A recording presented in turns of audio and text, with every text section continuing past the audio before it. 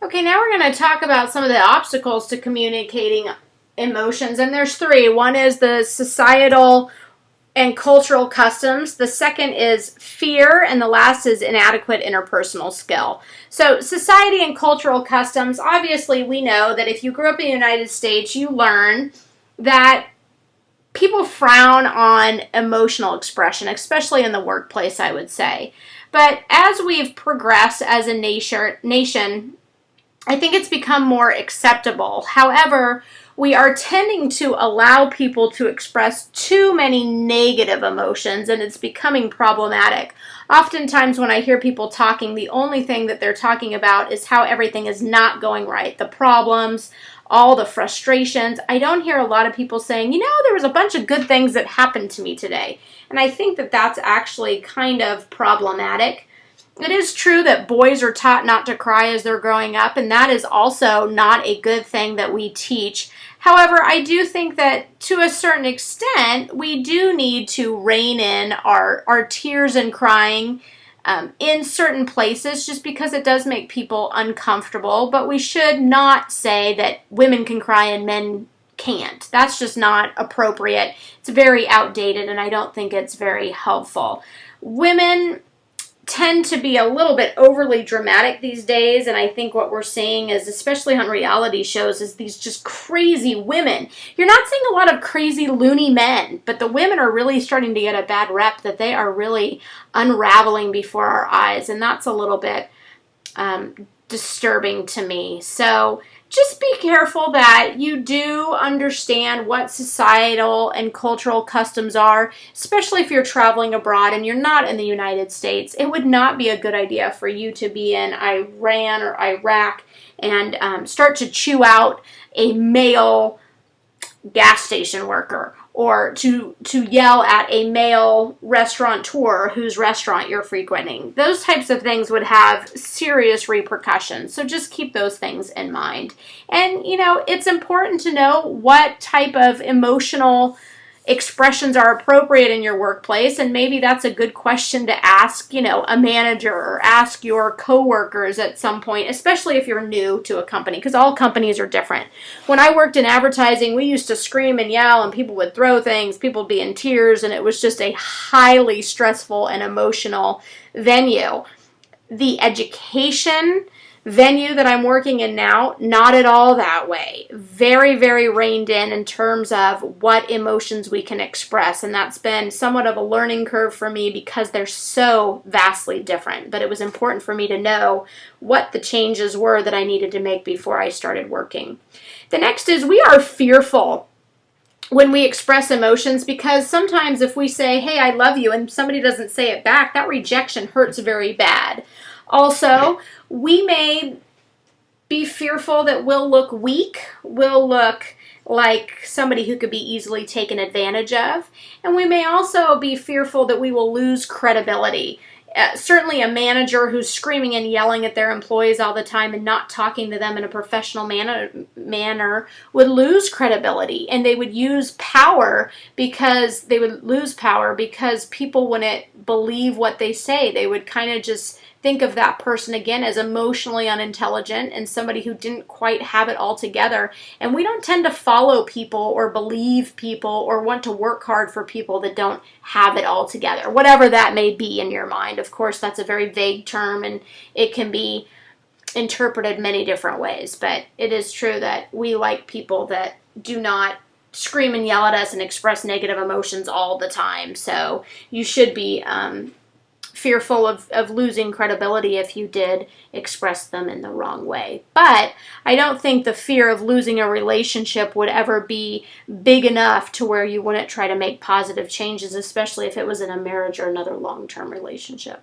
The last obstacle that we find that people claim prevents them from communicating emotions is that they don't know how to express their feelings. They don't know how to express negative feelings. Positive emotions are a little bit easier to express, but again, negative emotions are hard. We don't know how to choose our words. We don't know what form they should take, and we just simply don't know how to manage our emotions, because they can be extreme, effectively before we communicate them because we don't have any training in that arena. So it's certainly a valid response, certainly a valid obstacle to why you wouldn't want to communicate emotions, but that's why you're all taking this class, and that's why I so appreciate the opportunity to teach this class, because it allows me to go back and review this information and review it again and hope that I am getting wiser and wiser as the years go on. I don't know if that's the case, but it's certainly my goal. The next thing we're going to look at is emotional competence, and that's really how do you express your emotions so you come across as somebody that is emotionally intelligent. And there's two basic steps here. Step one is to understand your feelings. Step two is to describe your feelings or express them. So the first thing we have to do before I say anything to anybody, I have to go through all four of these questions in step one. So in step one, I am never talking to anybody. What I'm doing is engaging in intrapersonal communication, which means I'm talking to myself. The first thing I want to know is, what emotion am I feeling as objectively as possible? What happened to lead me to feel as I do, or why am I feeling this way? That's the first thing I need to say. So what am I feeling? Jealous, anger, joy, disgust, fear, anxiousness. What am I feeling? First question. And then what happened that made me feel this way specifically? There was one specific thing that made you feel this way, or maybe it was a couple of behaviors, but that's the next thing you need to figure out. Your textbook combines what I'm feeling and what made me feel this way, but I think that it's important for us to separate those two because those are very different. Feelings, primary or blended, figure that out first. And then what behavior or what event made me feel this way, okay? The next thing is, what do I want to communicate exactly? What do I want other people to know truthfully about me? What do I want them to know about how I experience emotions? What do I want them to know about how certain events make me feel? And then last but not least is, what are my communication choices? And that means what will work best to help you achieve your goal. Your goal was kind of in question number 3. What do you want to communicate? But also ethics. What's right to communicate? What are the right ways to communicate? Obviously, one of your communication choices is whether you're going to be non-assertive, assertive, or aggressive. And as we've learned in chapter 5, I hope that you choose assertiveness. I hope you choose that every single time.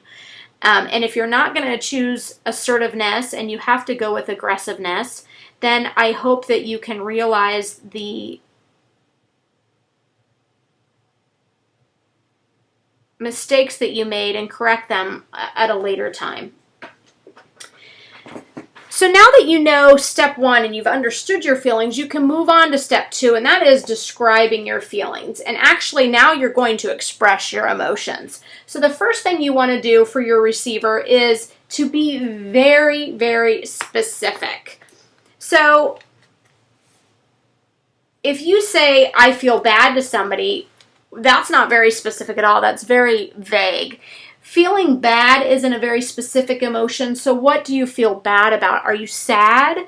Do you feel lonely? Do you feel guilty? Do you feel hopeless? What specific emotion are you experiencing, and what do you feel like doing it because of it? The next thing that I want you to do is to describe the reasons you're feeling this way. I feel guilty because of this. I feel lonely because of this. I feel hopeless because of this.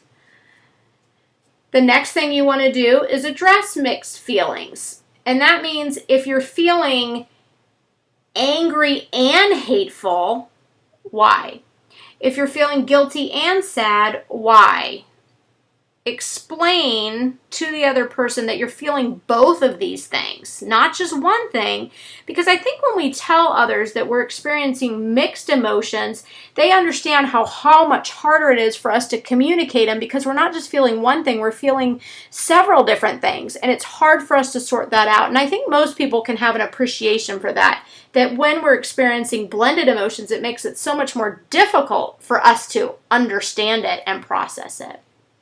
Next tip is anchor your emotions in the present. And this is really, really tricky because I think what we do is if we say, I feel stupid, well, that's not anchoring it in the present because that means you feel stupid all the time.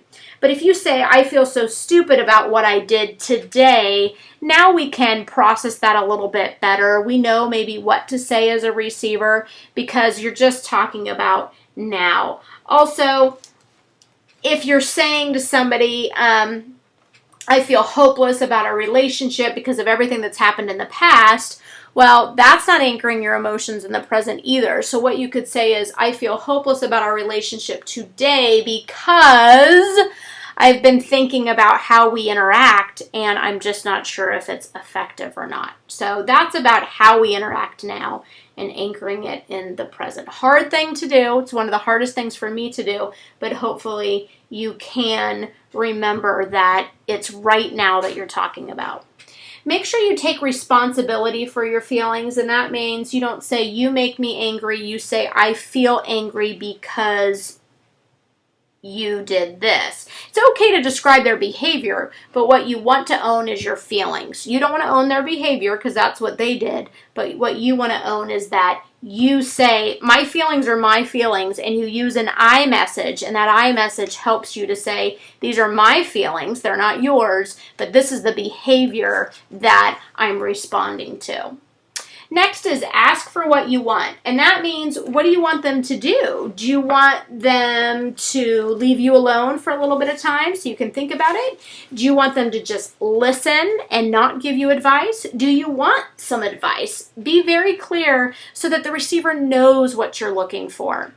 Last but not least, respect emotional boundaries, and that means that sometimes you might have to say, would you rather change the subject and talk about this later? Or, I see that you're maybe getting overwhelmed, so maybe we could just put this on the shelf for later. Or, it's late, we're both getting tired, maybe we should stop and pick this conversation up tomorrow. That being said, it's never a good time to talk about any issues, probably after 8 o'clock at night, unless you work till, I don't know, 8 o'clock at night and you sleep until 8 o'clock in the morning. Sometimes we have to know that there are good times to talk about things and bad times to talk about things. And so emotional boundaries is also part of that. So anyways, those are the skills for responding. I'm sorry, not responding, but understanding emotions and expressing emotions. So we'll look a little bit more about some emotional responding, grief and anger in the next couple of slides. So stay tuned.